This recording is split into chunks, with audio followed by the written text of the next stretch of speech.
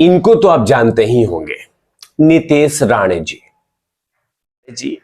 ये व्यक्ति यह है, ये व्यक्ति है कि सुशांत सिंह राजपूत का मामला हो चाहे महाराष्ट्र के राजनीति का मामला हो, बोलने से कतराते नहीं है। अपनी बात को डंके की चोट पे रखते हैं, उसमें कोई चूंचा नहीं होता। बकायदा जो बोलना है बोल दो, बाकी सब देखा जाएगा। मतलब नितेश राणे महाराष्ट्र के राजनीतिक में इनकी अच्छी खासी पैठ है, डर का तो नामो निशान नहीं है इनके पास। लेकिन जो इन्होंने अभी बम फाड़ा है, जो उन्होंने बातें कही है, वो बेहद चौंकाने वाला है। और यह हमेशा से नितेश राणे चौंकाने वाली बात बोलते हैं। वो चाहे राजनीतिक की बात हो, चाहे उद्धव जी पे हमला बोलना हो, चाहे किसी भी टॉपिक पे बोलना हो, कतराते नहीं है। अब टॉपिक पे आते हैं, ज्यादा लंबा खींचेंगे नहीं, लेकिन जो बात इन्होंने कहा है खासकर सुशांत सिंह राजपूत के मामले में, वो बहुत बड़ी बात फिर से कहती है। अब वो भी ऐसे नहीं, बकायदा अपने सोशल मीडिया पे। तो चर्चा की शुरुआत करते हैं। वीडियोस को जमकर शेयर कर दीजिएगा, नमस्कार, आप देख रहे हैं तिवारी भैया, मैं हूं वेद प्रकाश। दरअसल आप तमाम लोग को पता है और लगातार मैंने अपडेट दी है कि सुशांत सिंह राजपूत के मामले में लगातार कितनी सारे अपडेट आ रही हैं। बकायदा आदरणीय बॉम्बे हाई कोर्ट में याचिका भी डाली गई है, याचिका की सुनवाई की समय भी तय कर दी गई है, और इस याचिका से कौन कौन परेशान है इसके बारे में भी बता दिया गया है। कुछ लोग कमेंट सेक्शन में आके कहते हैं कि वो याचिका ऐसे ही है, याचिका का कोई वैल्यू नहीं है, याचिका कमजोर है। तो मैं उन तमाम लोगों को कहना चाहूंगा कि अगर वो जनहित याचिका जो कि सुशांत सिंह राजपूत के मसले पे दिया गया है, अगर वो कमजोर होता तो आदित्य ठाकरे जी परेशान नहीं होते। आइए हेडलाइन छपे हैं, अगर वो कमजोर होता, पीआईएल सुशांत सिंह राजपूत का मामले वाला कमजोर होता, तो आदित्य ठाकरे इतना बड़ा स्टेप्स नहीं उठाते, इतना बड़ा कदम नहीं उठाते, क्योंकि उन्होंने कहा था कि हस्तक्षेप उन्होंने भी किया था, हस्तक्षेप वाली याचिका डाली थी। तो इसको कमजोर ना माने। हाँ, ये तमाम फैसले भविष्य के गोद में है कि कोर्ट क्या कहेगा। आदरणीय जो कोर्ट ने दिसंबर में समय तय किया है सुनवाई का, वो भविष्य के गोद में है कि उसमें क्या फैसला होगा, खारिज होगा कि नहीं होगा, ये तमाम चीजें। लेकिन कहीं ना कहीं उनकी नींद उड़ा दी है, इतना तो विश्वास कीजिए। लेकिन ये कहना कि वो याचिका ही कमजोर है, ये गलत है।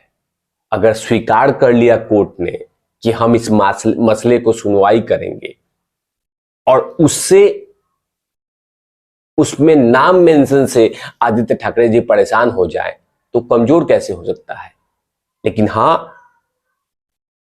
मनगढ़ंत कहना ही है, हां डेमोरलाइज तो करना ही है, हौसला तोड़ना ही है। तो तोड़ने के लिए तो कह ही देंगे कि हाँ ये तमाम चीजें हो रहा है, कुछ तो आशा की किरण देखी है, कुछ तो चीजें सामने आई है। लेकिन नहीं, हम मानेंगे ही नहीं। हम तो कहेंगे कि जो याचिका दी है कमजोर दी गई है, ऐसे ही मनगढ़ंत है।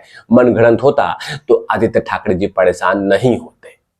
लेकिन मैं बात लंबा नहीं खींच रहा हूं, फिर से वापस आता हूं याचिका के मामले पे कि नितेश राणे जी ने कौन कौन सी बातें कही है, और खासकर क्यों प्राइवेट जेट की एंट्री हो गई है। ये प्राइवेट जेट देख लीजिए, बाकायदा ये सांकेतिक तस्वीर है, इसी तस्वीर के मैं इसका वो नहीं करता, लेकिन प्राइवेट जेट की एंट्री हो गई है, खासकर महाराष्ट्र की राजनीतिक में। एक और नितेश राणे जी ने बाकायदा सोशल मीडिया पे क्या क्या बातें कही है, पहले एक एक चीज करूंगा, बीच में भी विश्लेषण करता रहूंगा, चिपक कर देखने की जरूरत है। किसी ने मुझे बताया कि ठाकरे परिवार कल दोपहर 1 बजे देहरादून भाग गया। ये ट्वीट किया उन्होंने 3 नवंबर को। अपने रसोइये और कर्मचारियों के साथ गेट नंबर 8 से प्राइवेट जेट, बताइए, अपने कुक के साथ, अपने कर्मचारियों के साथ प्राइवेट जेट से निकल गए, भाग गया है। उनको किसी ने कहा है, नीतीश राणे जी को। आगे लिखते हैं, उन्होंने मराठा आरक्षण की इतना चिंता नहीं है जब तक जारंग पाटिल ने अपना अनशन नहीं तोड़ दिया, तब तक इसकी परवाह नहीं की। तो फिर देवेंद्र फडणवीस जी के दोस्त क्यों दिया जाए, जो पार्टी का काम कर रहे थे उनकी तरह छुट्टियां नहीं मना रहे थे। दरअसल देवेंद्र फडणवीस जी पे लगातार हमला बोला जाता है। देवेंद्र फडणवीस जी डिप्टी सीएम है महाराष्ट्र के, इनके ऊपर में हमला बोला जाता है कि कहा जाता है कि ये मतलब बड़ा इधर उधर घूमते रहते हैं, तमाम बातें कहा जाता है। लेकिन कहा गया है और आजकल चल भी रहा है महाराष्ट्र में मराठा आरक्षण को लेकर लगातार वहां पे मांगे चल रही हैं। इसी बीच में देवेंद्र फडणवीस जी पे हमला बोला गया था। तो देवेंद्र फडणवीस जी पे हमला बोला जाए और नीतीश राणे जी कैसे चुप हो जाए? तो उन्होंने दुखती रग पे हाथ रख दिया है। और वो कौन सी दुखती रग पे हाथ रखा है, ये तमाम बोलने के पहले मैंने अभी ट्वीट खत्म नहीं किया है। उन्होंने कहा है कि मुझे उम्मीद है, ये इंग्लिश में तमाम चीजें, लेकिन मैंने हिंदी में बता रहा हूं। मुझे उम्मीद है SSR ट्रायल जो जल्द ही अदालत में शुरू होने वाला है, गिरफ्तारी से बचने के लिए बेबी पेंगुइन वहां से गायब नहीं होगा। बड़ी बात कहा है। मैं नाम नहीं लूंगा, लेकिन क्योंकि नाम लेते ही जानते ही हैं कि नोटिस थमा दिया जाता है, लेकिन उन्होंने बड़ी बात बोल दी है।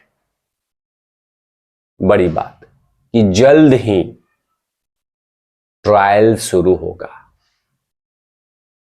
आज जो लोग ये कह रहे थे कि सुशांत सिंह राजपूत का जो जनहित याचिका डाली गई है वो सिर्फ टाइम पास है, फेक है, उनके लिए एक बड़ी बात है कि आदित्य ठाकरे जी परेशान है और दूसरी बात ट्रायल चलने वाली है।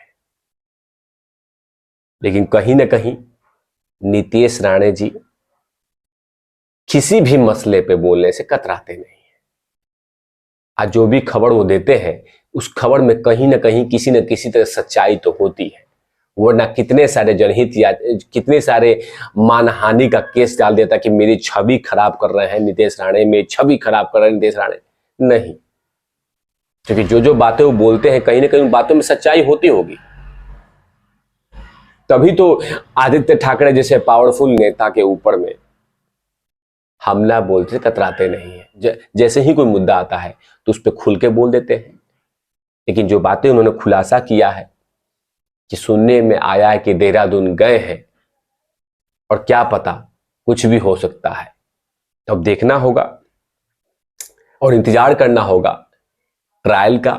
और मैंने हमेशा से कहा है कि सुशांत सिंह राजपूत के मसले पे जब भी कोई बात आती है सामने, वो छोटी सी बातें, उसको सही तरीके से आप सभी के बीच में जरूर रखता हूं। तो चिपक कर देखने की जरूरत है। वीडियोस को जमकर शेयर कर दीजिएगा। तब तक के लिए आप देखते रहिए तिवारी भैया। मैं हूं वेद प्रकाश, कैमरामैन ध्रुव लाठी के साथ। मतलब इस